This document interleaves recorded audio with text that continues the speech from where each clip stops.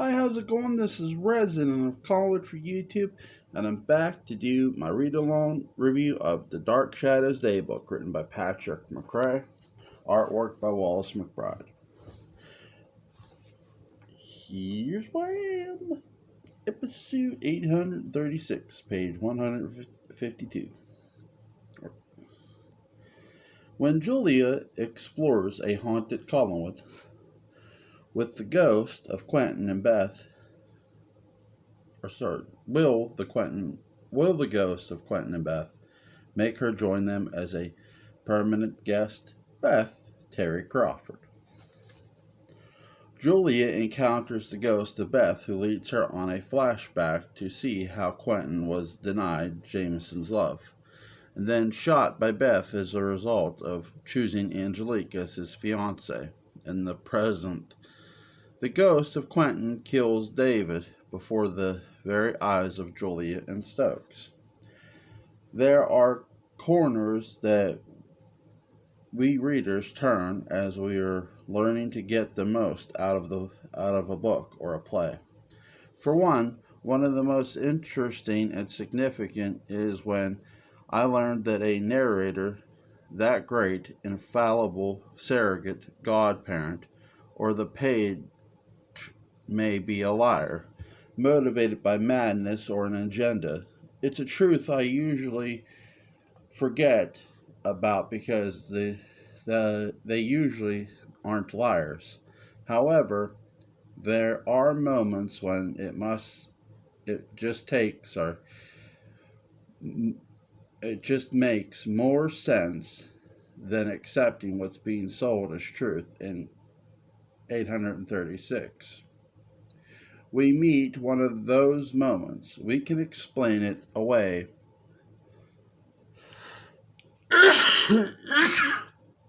Sorry. We could explain it away if we want to. Things I might say under other circumstances. Don't nitpick, being chef among them, because nitpicking usually spoils the party. In this case, it possibly makes it. What if Beth is a liar? She was never mentally stable, and her story omits several critical truths and consists of common sense. According to her story, Quentin dismissed a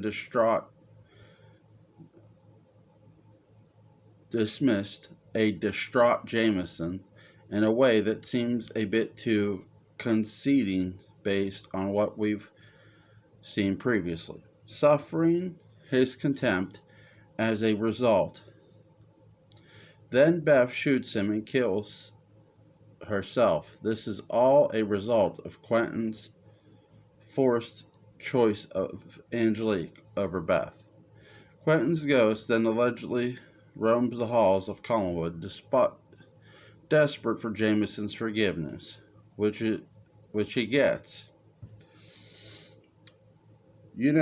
By trying to kill the boy's identical grandson, you can talk about the Leviathan storyline having holes.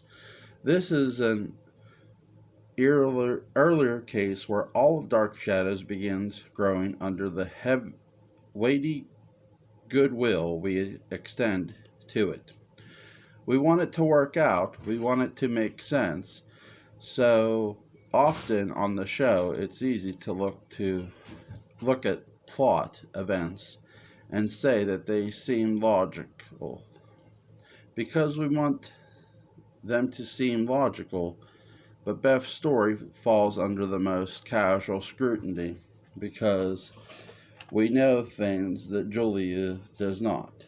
File the rest of this under unless I'm forgetting something. Behind the behavioral wackiness of the ghost from 1897. Beth's story really falls apart in the light of Quentin's portrait from Delaware Tate. At no point do we get the impression that it's vulnerable to bullets. That means the Beth's gun might have caused pain, but not death.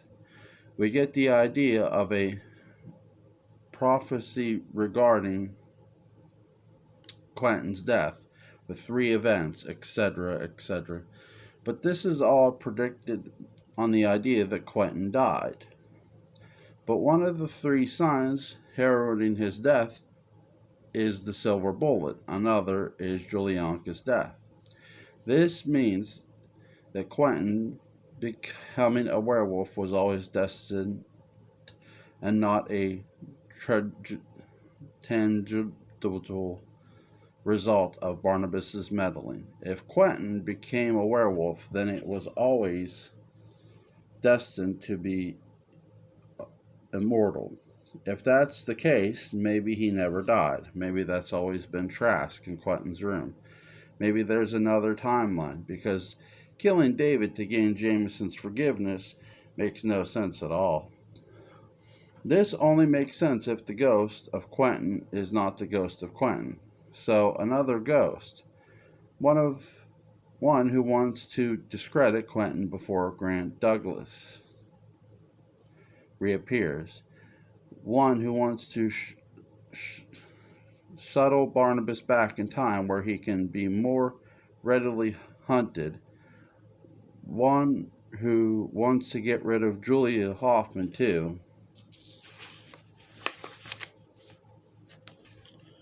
because she's too much help, one with no compunction for murder, ultimately one who wants the house for himself as the strange Grandmaster. I'm easily trampling, literally, analysts with fan theorizing. But a girl has needs. It is not possible that the ghosts of Quentin and Beth are just an excuse in dress up by ghosts who love dress up. In other words, Gerard and Daphne, and by that I mean Judah Zachary, specifically manipulating images of the ghost that may be the way he manipulates images of ghosts of Gerard and Daphne. A year or so later, how much of the series can be seen as him eating away at the efficiency of the most powerful family members? Get rid of Barnabas, get rid of Quentin, get rid of Julia. Be it 1897, parallel time, 1840, maintaining the house as a ghost once enough.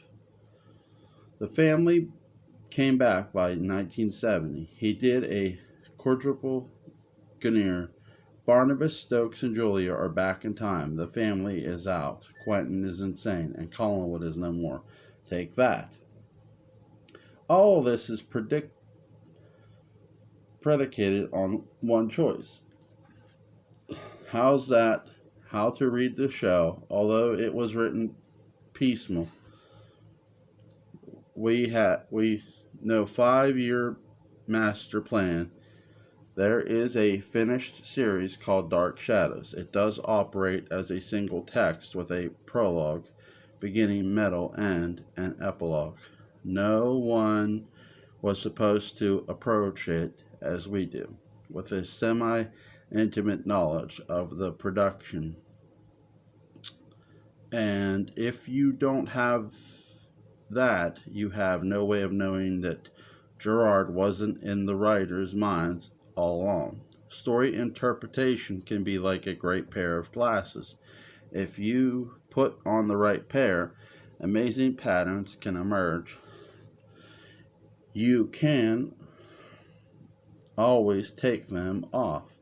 In grade school, we constantly refer to fraud when talking about Shakespeare. I'd often joke that this made sense since Shakespeare was reading a lot of fraud when he was writing in the 1590s. Nonsense, but if it's interesting that there was something universal into which they were both tapping with Dark Shadows, the story that Art Wallace began had its own universality that gathered momentum and swept along Hall and Russell and company. If you reverse engineer the program with a little imagination, patterns, or more chaotic story were being both created and then responded to the even more creatively. That kind of engagement with a series is unique. It's a gift in a rare way that most shows are not. Episode 855.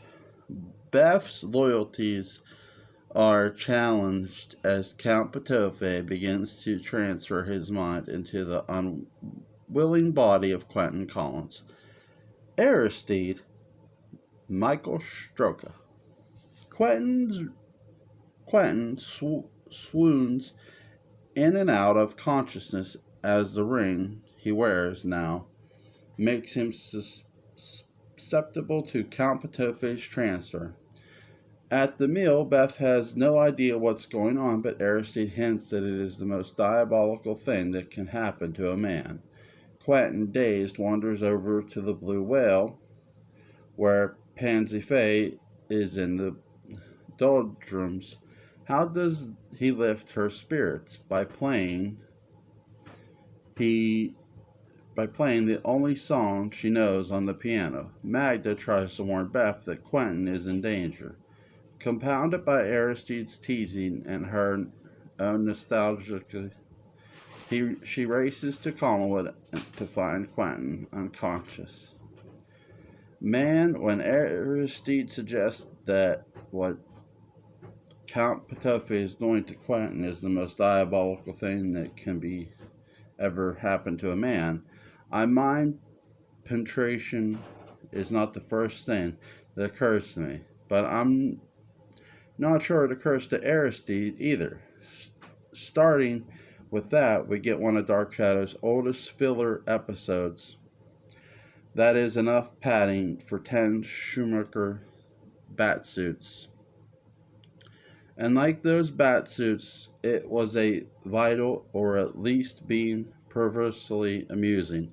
David Selby has gone from playing a menacing phantom to a bipolar drunk, stumbling into bars and perking up at the first floozy he sees. And I respect that. We can smell our own yet again. We get a long tour through. I want to dance with you, leading me to wonder what the audience of the day might have thought. With the album a recent success, I can only assume that the producers were hungry for a quick repeat of that success. And here DS nears a tipping point, with which it would wrestle for the rest of its run. With the soundtrack album, DS knew that its gravy was a pop phenomenon. Yeah, that's the rest of a fortuitously timed cocktail of actors, fashions, characters, and designs, and a million other things. But it goes nowhere. Without story, even Charlie's Angels had a writer to put them in chains.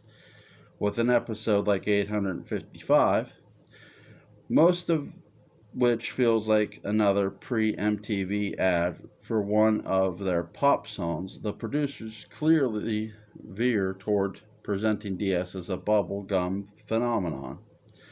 Needing only a few treats and family costumes to swirl around a song for you to buy and enjoy long after being reminded that this was a Dan Curtis production.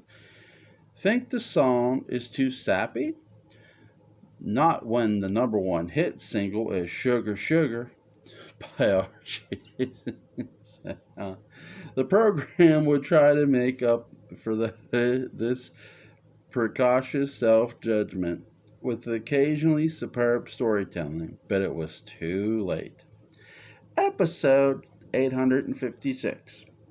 When Quentin awakens in Patofe's body, will Magda think to pray him out in time? Quentin, Thayer David. Patofe switches bodies with Quentin to time travel through time, and Quentin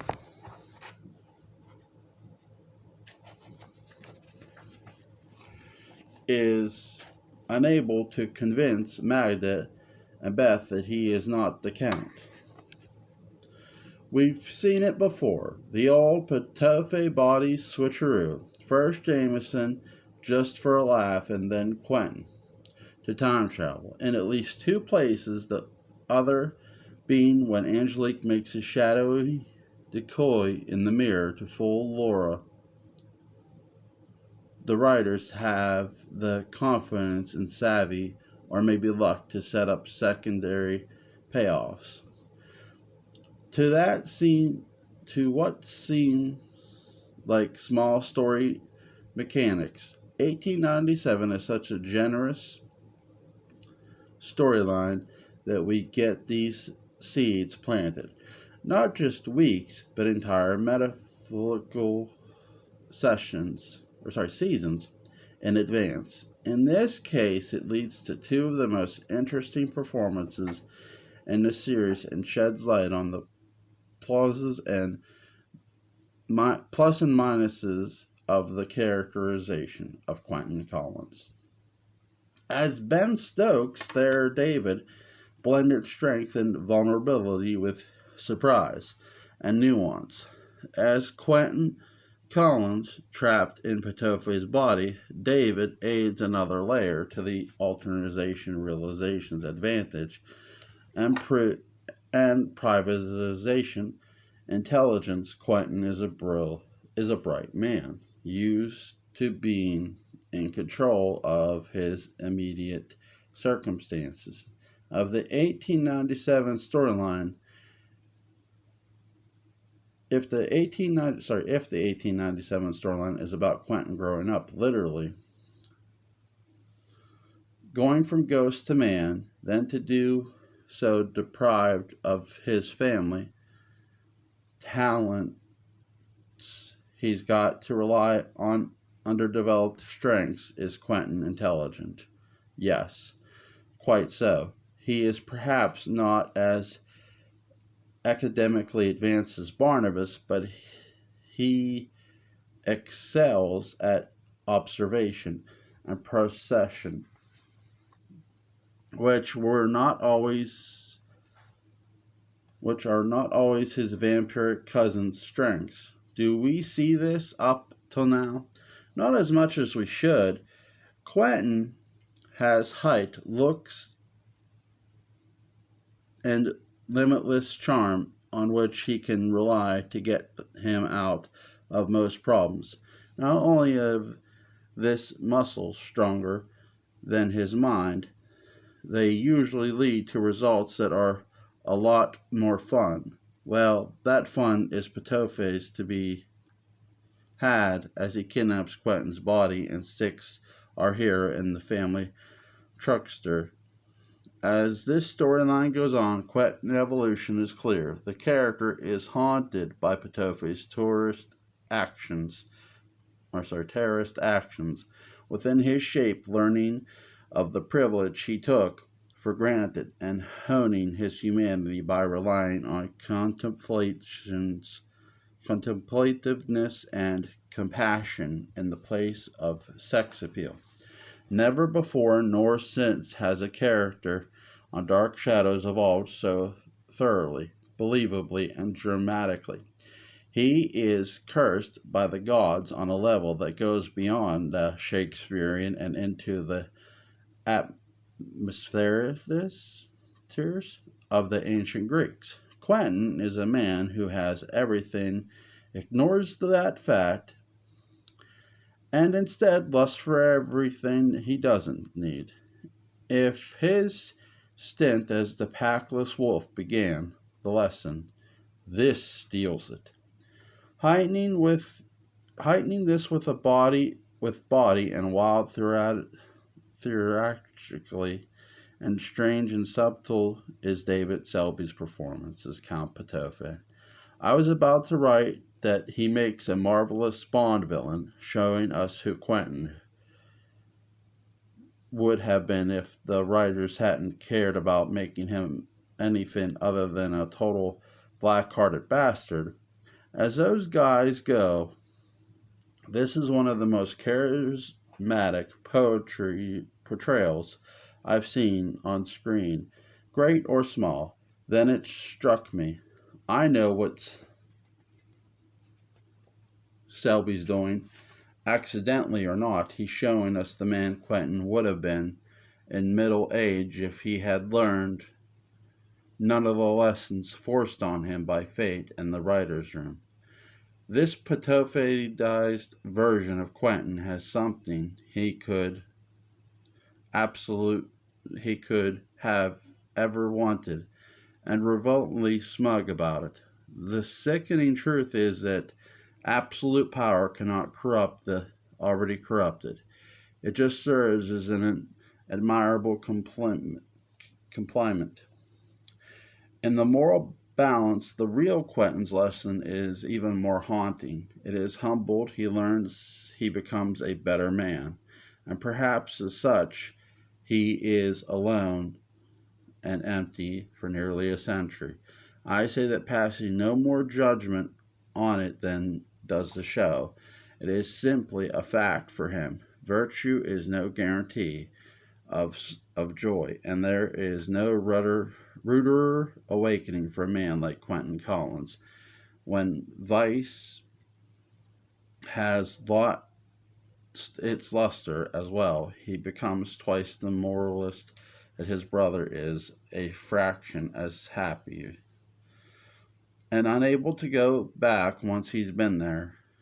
There's a better way to treat the world, and we wonder why he goes mad.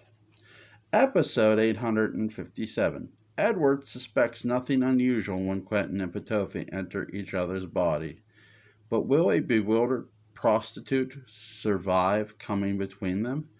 Petofi, David Selby. Petofi, having switched bodies, and Quentin immediately ingratiating himself with Edward in the fight against Trask, Edward decides to defeat Trask by marrying Kitty. So, Edward is defeating Trask. The only reason you're getting married, Petofi in Quentin Drag uses a dockside sex worker as a Chuck Yeager to see if the E-chain works. Unfortunately, she gets the wrong hexagram and dissolves into a skeleton. Let's talk terror. Today, it's easy to look at one of the early episodes featuring Barnabas maybe sorta thinking about biting someone before deciding not to and say, what was the big deal? Why were parents so worried? Because they were swaths of the South Band show altogether. Yeah, well, 1857, for all of its Halloween store goofiness, ends in such sincere shrieking and flesh-eating that I get it. The E-chain doesn't just send him into the cornfield, it shows us what happens when they get there. It's an ending that is wildly campy, and once you stop judging it too harshly, very disturbing. The E-chain's been our pal. We were like our brothers, best friends at the academy. Why would it treat us this way? What kind of time bomb have we been juggling?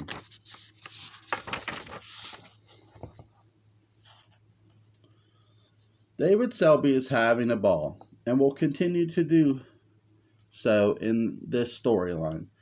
Once been as a hero, handsome man rarely get to play the villains. It just goes to show you that limiting typecasting negativity impacts everyone in casting. Selby has a rare chance to dodge his bullet when playing Petofi, and employs every bit of the theatrically flourish as did Thayer David for his part. Thayer David plays a warm and vulnerable sympathy which is instantly winning. Ben Stokes has it, but with a redneck's bluntness and the confidence of a brute. Here the turtle is out of the shell, and that's what makes Quentin's bravery in the confrontational moments all the more amazing. On this day in 1969, Bad Moon Rising by CCR was in the top 5 in the UK, and Sugar Sugar by the Archies was a chart topper here. Meanwhile, down the hall in the Wales, Catherine Zeta-Jones was born. Episodes 871. Aristide's incompetence are inescapable cell or Magda's heart. Which will count Ptolemy break first? Aristide, Michael Stroka. Charles Delaware Tate pressures Aristide to reveal Ptolemy, but instead hears that the Count is in suspended animation and only has a few more weeks to find his hand before a curse consumes him.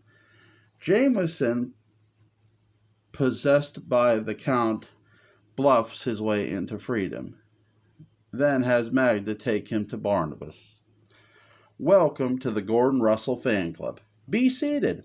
I think all of the deceased Dark Shadows luminaries, Gordon Russell is the one I'd like to meet most. As fans of the show, we focused so much on the actors, the collective face of the program, that we forgot the writers who gave them their sound.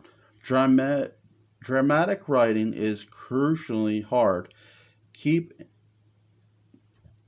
individualized voices, especially when so many of them come from the same social world. It's a difficult task on its own, but it's not only the toughest part. Dark Shadows episodes are like telephone cords made of progressing Mobius strips. More dramatic scenes are about economy.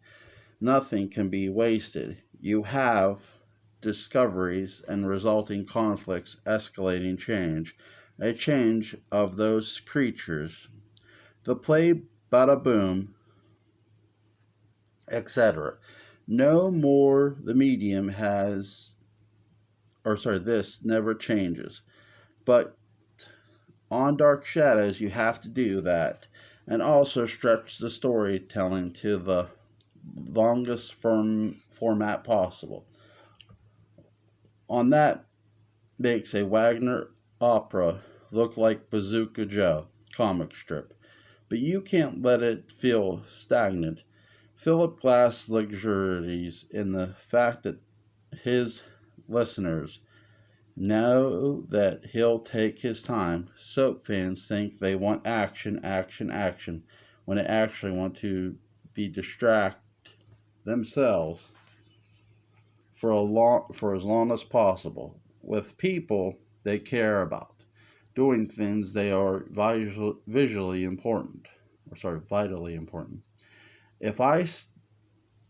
If a stranded writer has been given the outline to 807, they would have written a script half as long and a tenth as interesting. Russell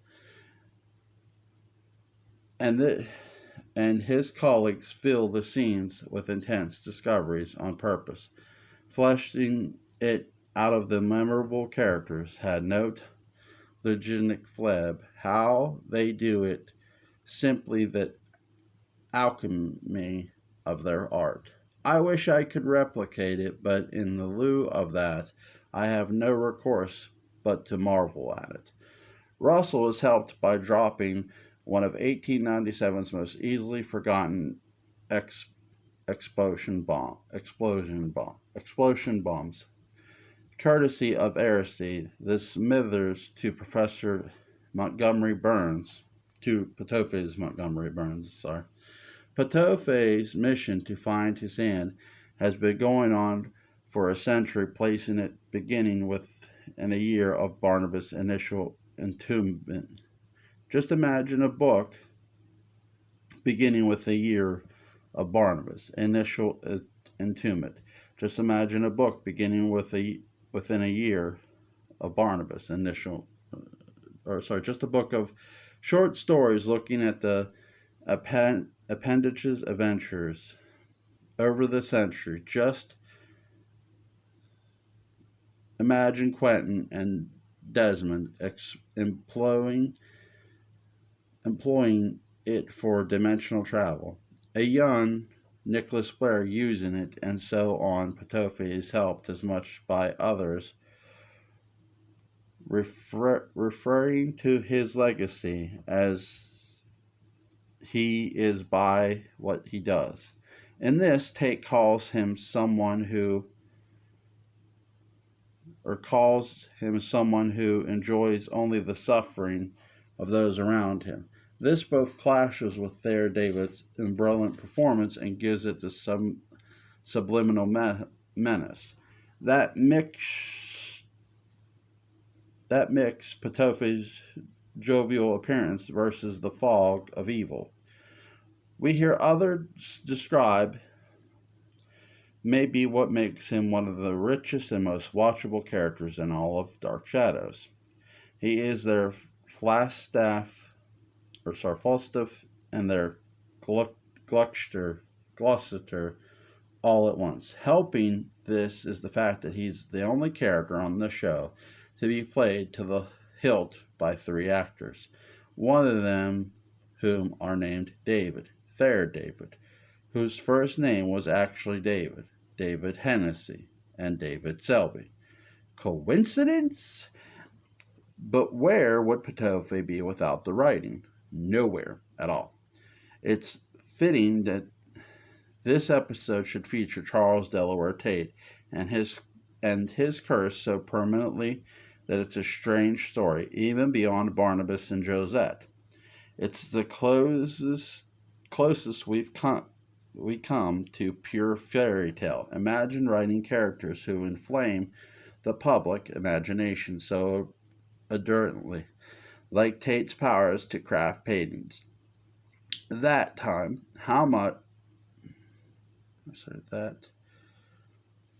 spring to life. That's what the Dark Shadows writers must have faced at this time. How much are they Tate and vice versa? And does that make Dan Curtis their Count Patofi? Come to think of it, he was an avid golfer who was often seen wearing a single glove. Coincidence?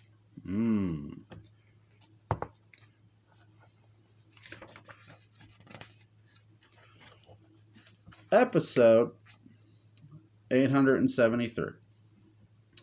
When Patofi enters Quentin's body to journey into the future, will the sight of Beth Chavez force him to withdraw? Patofi, David Selby.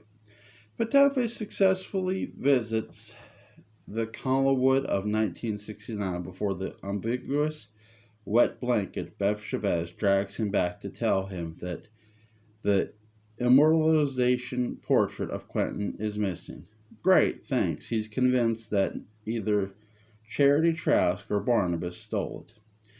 And his confrontation with Barnabas ends in Quentin finding he has the power of the hand. Meanwhile, Kitty realizes she is Josette. Barnabas and Quentin come clean about who they are, and Charity has a dream sequence that either generates or elevates your call into a music video 12 or so years before the birth of MTV.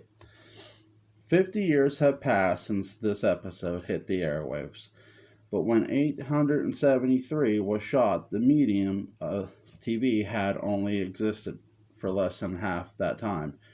3/4 choices we miss you, Dumont. Only 16 hours a day or so, pretty vanilla in many ways. There was still fertile and new ground in the speculative TV. Dark Shadow stories became a lot bolder when you realize the whole cloth with which they're tailored. Some of these plot's elements are not just Dark Shadows' spin on them. They are seen as the very first spins on them anywhere to appreciate television of the era. Remember that they lived in modern rather than post-mortem times. We are used to everything being a newer version of something else's that's been done. In episodes like these, we get that what feel like first, despite the literal roots that grounded so much of the series. In 873, Dark Shadows continues to explore time travel in the fourth of astral projection. In this case, it's with a body that exists in two places at once by using creative focusing and tight controlled camera work. The producers ignore spectacle for storytelling. They end up depicting time travel in a probably subjective sense that I buy far more than in other types of presentations. Other attempts may capture the flash, but they fail to capture the feeling. Here, that's precisely what we get, and that's just in the first minutes. After that, the episode gets really insane. I watched it over a hookish this morning with my father, who is not a seasoned Dark Shadows viewer. Perfect explaining it to him underlined the gesture weirdness of the show and how marvelously they pulled it off. The characters in this episode are Barnabas, human twin, Kitty, Patofe, Quentin, Charity, and Beth. Or is that original Barnabas, Josette, Quentin, Patofe, Panzife, and Beth?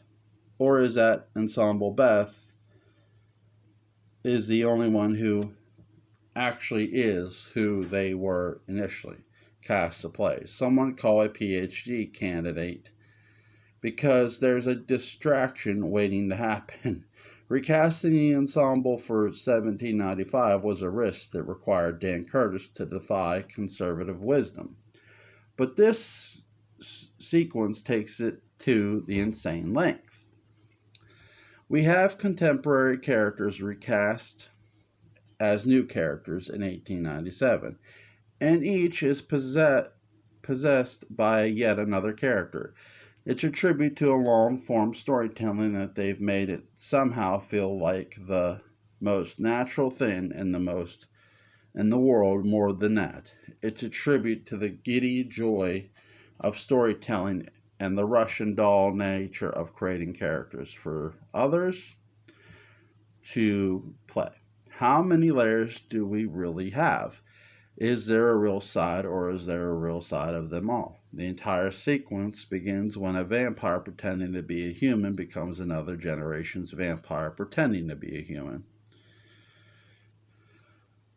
2.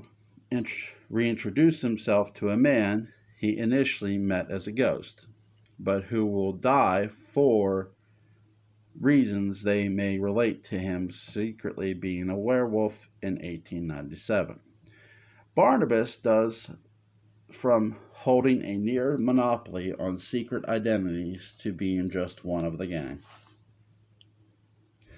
In an episode devoted to escape from projected self and into the actual self, the strangest moments is, of course, the reason I watched it. The music video. There is only one character on Dark Shadows more determined than a love-struck Barnabas. That's Dan Curtis, determined to mine a second hit out of 1897 with I Wanna Dance With You. At this point, we've been assaulted by this song with a consistency that makes me think it's some sort of supernatural aid designed to ward off evil spirits. Dan finally lays the I Ching wands on the table and almost inexplicably introduces a psychedelic dream sequence where Nancy Barrett and David Selby are forced good-naturedly to appear in what may be the first not made by fans video. They're not only singing the song, but lay some spoken word action on us as well. The soundtrack for the show had been a hit, and Dan was not running a charity. If the soundtrack was smoke, welcome to the fire. And all Catalanists aside, it's actually marvelous. It's a strange, unapologetic confession that ends reliably on a note of terror, making the whole thing a shaggy dog that allows horror fans to not feel terribly exploited by a moment that goes gloriously too far. 1873 is supported by unusual strong writing and acting as well. We've grown to use to David Selby. We've grown so used to David Selby as Patofe that we've forgotten that easy and formidable of Quentin.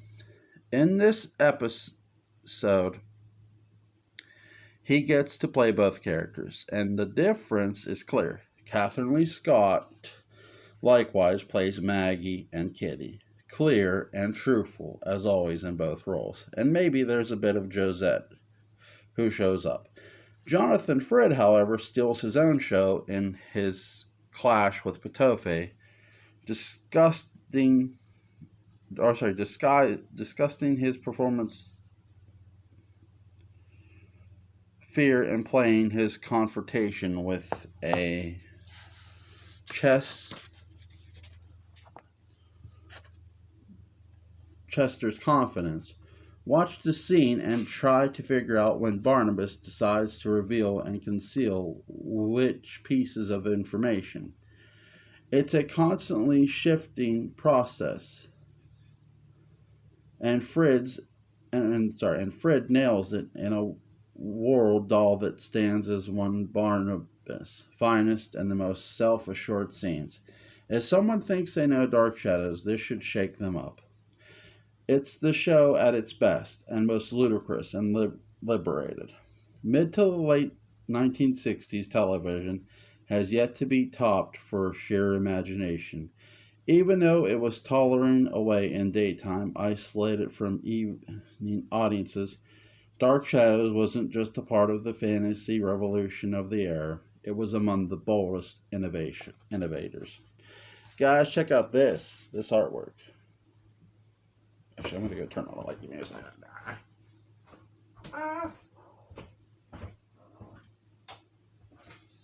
You can see. Okay. Sorry about that. Check that out. And this is where I'll be when I pick back up 1970. I hope you guys enjoyed the read along for today. I will be back tomorrow with two of these. Two read alongs. I only did one today, so but guys, this is worth it. Go pick it up, please. Link is in the description box. Written by Patrick McCray, artwork by Wallace McBride. I love the artwork. The artwork and writing complement each other very well. As when you see the artwork, it's like, oh wow, that really complements the writing, and vice versa. So really enjoyable book, guys. If you haven't gotten to pick up this book yet, link is in the description box. Go pick up this bad boy. I'll see you.